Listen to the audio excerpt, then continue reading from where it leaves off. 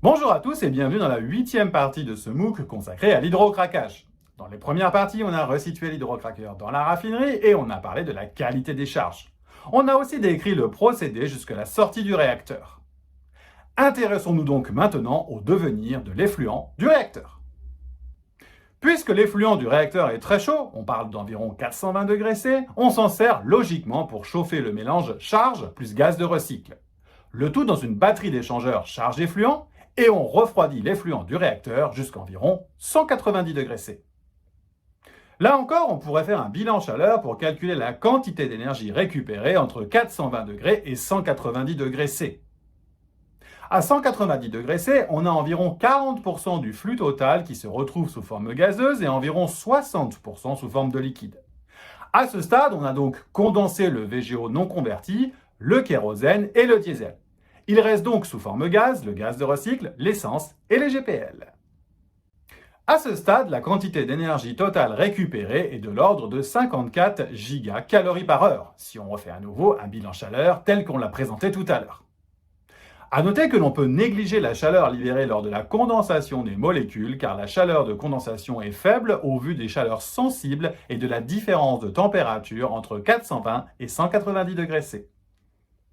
Souvenez-vous, on avait dit avoir besoin de 31 gigacalories par heure pour monter le gaz de recycle plus VGO jusqu'à la température entrée-four. On aura donc un peu de calories supplémentaires disponibles pour d'autres besoins que l'on détaillera un peu plus tard. Une fois le mélange refroidi typiquement à une température de 190 degrés C, on injecte de l'eau de lavage. Mais pourquoi ? On rappelle que dans la phase gaz de l'effluent du réacteur, il y a une présence forte d'H2S et d'ammoniac issus du pré-traitement du VGO.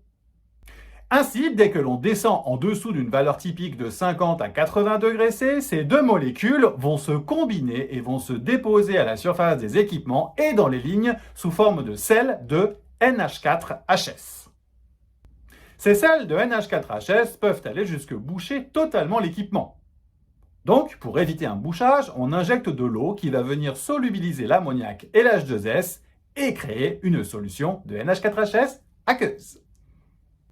La quantité d'eau doit être minutieusement ajustée pour éviter la formation des sels et ne doit également pas conduire à avoir une concentration en sel de NH4HS trop forte, qui créerait un phénomène de corrosion très redouté dans la profession.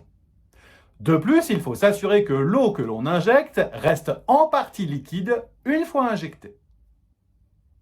En effet, si cette eau injectée venait à se vaporiser en intégralité, dès que la température baisserait dans les équipements en aval, les premières gouttes d'eau qui se condenseraient présenteraient une concentration en NH4HS très importante, ce qui rendrait cette eau extrêmement corrosive et pourrait corroder les équipements. La profession recommande une concentration en NH4HS de l'ordre de 4% poids maximum. Faisons un petit calcul rapide ensemble. Si on a 1000 ppm d'azote dans notre charge, on va produire environ 180 kg par heure d'ammoniac. Cet ammoniac va se combiner avec son équivalent en mol en H2S pour faire 540 kg par heure de NH4HS. Et si on veut que l'eau soit concentrée à 4% poids, il faut logiquement injecter 14 tonnes par heure d'eau. On vérifie au passage que 14 tonnes par heure d'une eau à 60 degrés mélangée avec l'intégralité de l'effluent du réacteur à 190 degrés C conduit à un mélange triphasique eau plus phase hydrocarbures liquide plus gaz à une température de l'ordre de 160 degrés C. Et à cette température, il reste environ 20% poids de l'eau injectée sous forme liquide. Une fois cette eau injectée, on refroidit le tout dans un aéroréfrigérant final avant de séparer les trois phases. La phase gazeuse, la phase hydrocarbures convertie et enfin la phase aqueuse issue de l'eau de lavage injectée et qui s'est concentrée en NH4HS. La phase aqueuse va en général dans un stripper d'eau où elle sera débarrassée de l'ammoniac et de l'H2S dissous. Puis cette eau est en général envoyée au traitement des eaux ou recyclée. La phase gaz, quant à elle, est recyclée vers la section réactionnelle via un compresseur de recycle. Le gaz peut être optionnellement lavé à la mine pour enlever l'H2S et ainsi maximiser l'activité du catalyseur. Dans notre cas, on n'en a pas. En effet, on a jugé que, dans notre cas, la concentration en H2S dans le gaz de recycle était acceptable, de l'ordre de 1% volume, pour maintenir une durée de cycle raisonnable. Et ce gaz est ensuite recyclé pour assurer une quantité d'hydrogène en excès par rapport à ce que l'on consomme. C'est l'hydrogène de recycle dont on a parlé dans les vidéos précédentes.